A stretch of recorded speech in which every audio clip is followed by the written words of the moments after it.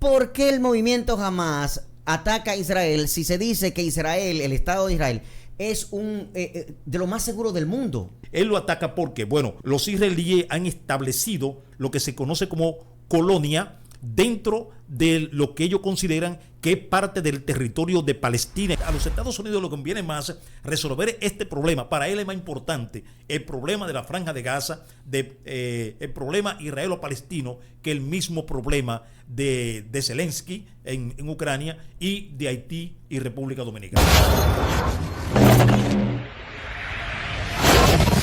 Yo tengo aquí con nosotros uno de los integrantes del programa Panorama SDO, que está aquí lunes, miércoles y viernes a través de la Interactiva TV. Él lleva por nombre Pío Antonio Peguero. Es un hombre que domina mucho datos. Lo conocen como el almanaque humano, porque de fechas, números y todo él lo recuerda. De hecho, él tiene un concurso en el programa Panorama SDO que él está ofreciendo 5,000 pesos. Escucha esto, Zapata.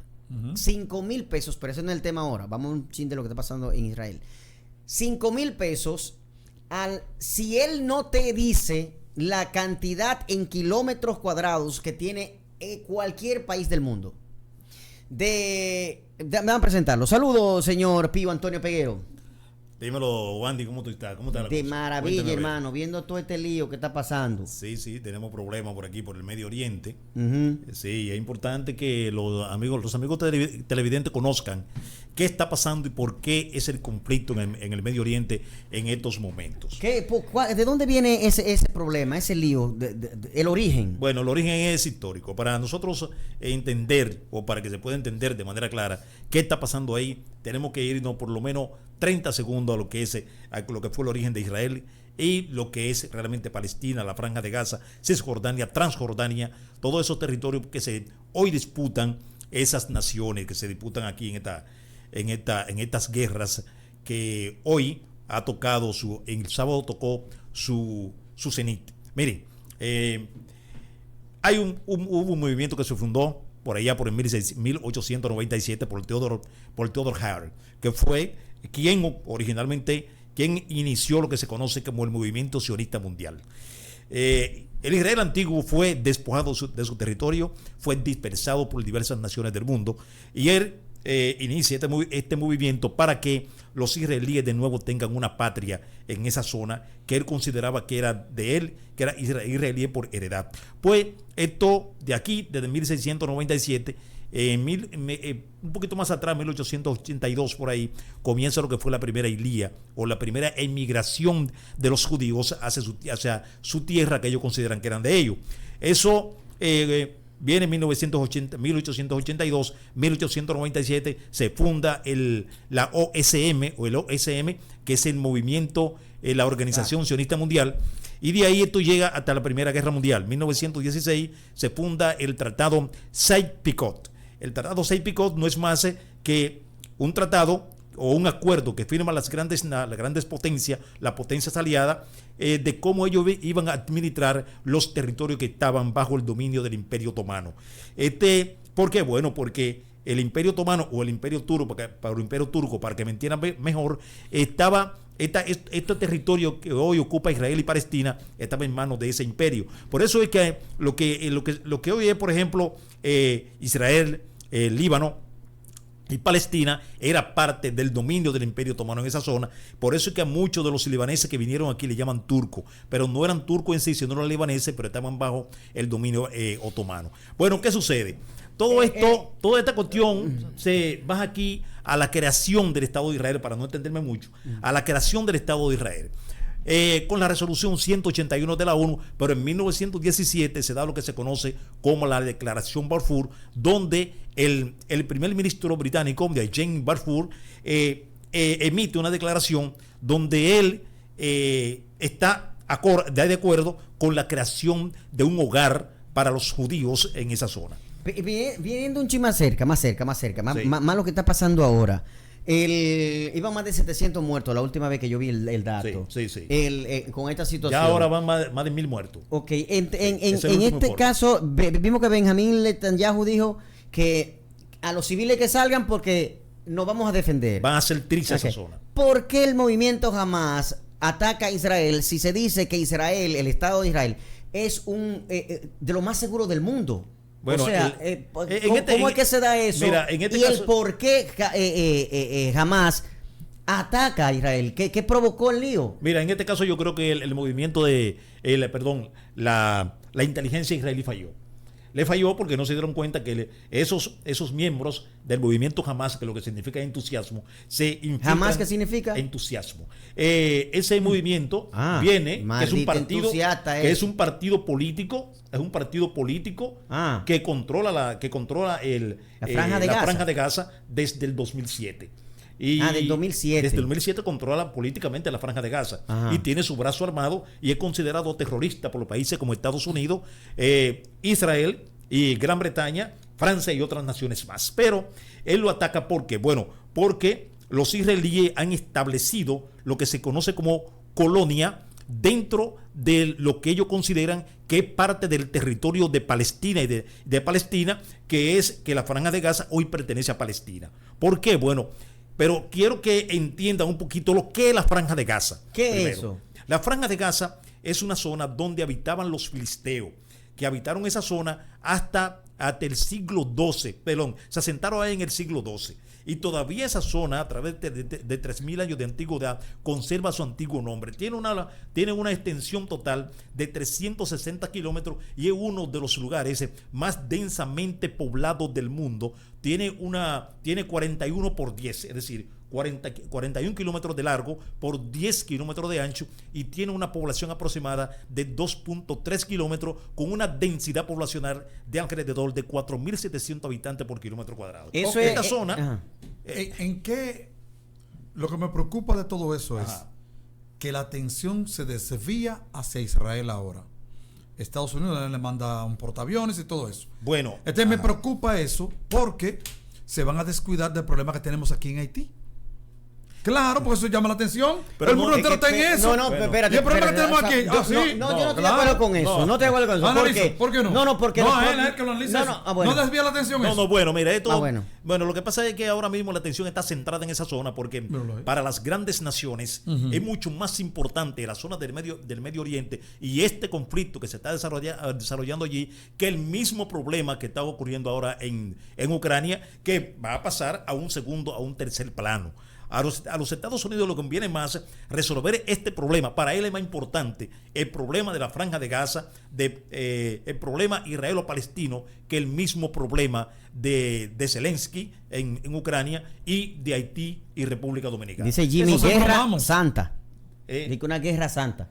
Lo que pasa es que es un problema religioso. Lo que pasa es que es más difícil de resolver. Quizá el tiempo no nos dé para nosotros desglosar bien el porqué de esto. Pero ellos, primeramente quiero decirte, de nuevo te repito, que jamás ataca a Israel por la situación, por cómo los israelíes tratan a los palestinos, tratan a los habitantes de la franja de Gaza que son palestinos. Allá hay 2.3 millones de árabes palestinos. Entonces ellos lo tratan como ciudadanos de segunda o tercera categoría. Y por eso es una guerra.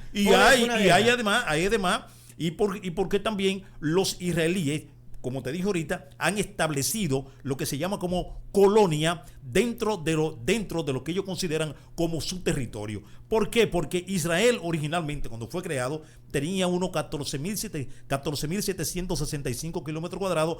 Ellos ocupaban el 55% de ese territorio y los palestinos el 44%. ¿Qué sucede? Inmediatamente Israel declaró su independencia el 14 de mayo de 1948, es decir, 24 horas antes de que las tropas británicas se retiraran de la zona. Comienza una invasión de las fuerzas de 5 naciones: Egipto, Jordania, Siria y Líbano. Inmediatamente invaden a Israel. La guerra de los 6 días. No. Esa fue la guerra de independencia de Israel. Okay. Esa guerra de independencia, que dura alrededor de unos 15 meses, termina con la victoria de Israel. Y luego entonces viene la guerra de Suez. Y en 1967 viene lo que se conoce como la guerra de los 6 días, que se da entre el 5 y el 11 de junio de 1967. Israel en esta oportunidad conquista lo que es la franja de Gaza, la península del Sinaí y los altos del Golán. Es que entrega finalmente a través durante un acuerdo que se hizo, que se llamaron los acuerdos de Oslo, que fue entre el entonces primer ministro israelí Menachem Begin y el presidente egipcio Anwar el-Sadat. Incluso que por eso mataron a Anwar el-Sadat en 1981 durante un desfile militar. Y esta cuestión, después de esta guerra, que fue la guerra de los 6 días, entonces viene lo que se conoce como la guerra del Yom Kippur, que fue una guerra que precisamente se cumplen 50 años ahora y que parece que para la celebración del medio siglo de esa guerra, donde Israel estuvo a punto de ser conquistado por los países enemigos, por los países circundantes, porque lo agarraron prácticamente fuera de base. Lo agarran mientras ellos celebraban. Dicen que fue de que una traición desde adentro, que hubo que si no es de que un boicot desde adentro, que no, fue alguien que traicionó. Porque, y que eso, dicen expertos que viven allá, que eso debió haberse estado tramando hace 3 o 4 años atrás, porque si no, no hubiesen tenido ese éxito que tuvieron. Ellos se infiltraron dentro de Israel. E incluso los milicianos de Hamas atacan a Israel dentro del mismo Estado de Israel. ¿Por qué? Porque ellos se fueron infiltrando poco a poco y llevaron a cabo. Este es el presidente de Israel. Benjamín Netanyahu. Bueno, ese no es el presidente, es el primer ministro. Pero el presidente el presidente, perdón, es otra persona. Sí. Tú sabes que en Israel es un país donde hay un presidente y hay un primer ministro. Pero el presidente allí. Exacto, pero el primer ministro, el presidente allí prácticamente no tiene. Eso no es prácticamente decorativo o simbólico, porque quien realmente tiene a su cargo el mando de la nación, quien manda, quien toma las decisiones, es el primer ministro, en este caso Benjamín Netanyahu. En la parte final ya, ¿tú crees que haya alguna solución ahí? Porque esa mezcla esa mezcla religiosa y el dogma que tienen ellos es un poco difícil de controlar, porque allá están las 3 religiones: la judía, la cristiana y el islam. Claro. Incluso incluso Jerusalén, que es la única ciudad, la única capital del mundo, que es la capital de 3 religiones: del judaísmo, del islamismo y del cristianismo.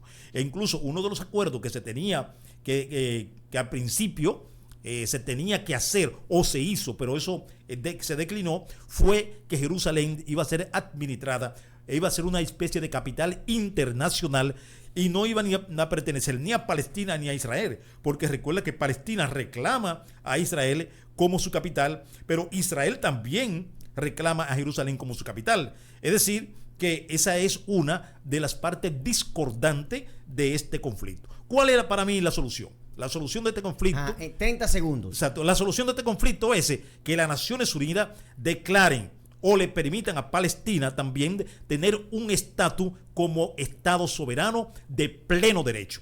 Es decir, que lo mismo que Israel, que es un Estado en ese territorio que hoy tiene 22.145 kilómetros cuadrados, debido a la conquista y a la expansión que ha realizado a través de su historia desde 1948 hasta la fecha, asimismo lo debe tener Palestina, que hoy tiene apenas un territorio de 6.020 kilómetros cuadrados. 2 estados en ese territorio que vivan en paz es la solución a ese problema que hoy aqueja a la zona de Israel y Palestina, es decir, palabras a esa parte del Medio Oriente. Finales, señor Zapata. Bueno, muy buen recorrido por la historia, breve. Había que invitarlo con más tiempo para que dé más detalles que faltan, que son muy importantes ahí, porque ese conflicto viene desde la antigüedad, de antes de Cristo. Claro. Fíjate que ellos también estaban entrevistando a una representante de Israel a través de una estación hermana, y ella dijo: antes de la era común, no dijo antes de Cristo. Me llamó la atención eso. No, lo que pasa es que ella es testigo de Jehová. Sí. Y los testigos de Jehová siempre se refieren antes de la era común. Representante de la embajada de Israel, ella.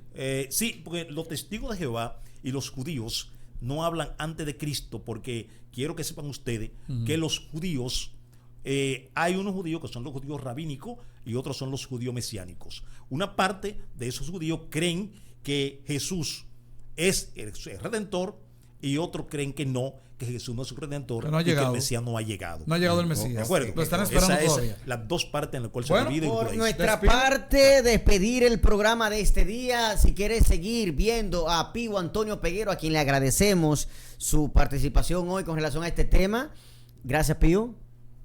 Él sigue en el programa a continuación, luego de a través de la Interactiva TV. Quédate conectado y tú puedes ver Panorama SDO que viene a continuación junto a Rubén Severino y junto a Silverio Lebrón. Yo finalizo con esto que envía Ramiro a través de el Instagram. Zapata, léalo usted. Que en los últimos días vendrán tiempos críticos y difíciles de soportar, porque la gente solo se amará a sí misma, serán amantes del dinero, fanfarrones, arrogantes, padres desagradecidos y desleales, no tendrán cariño.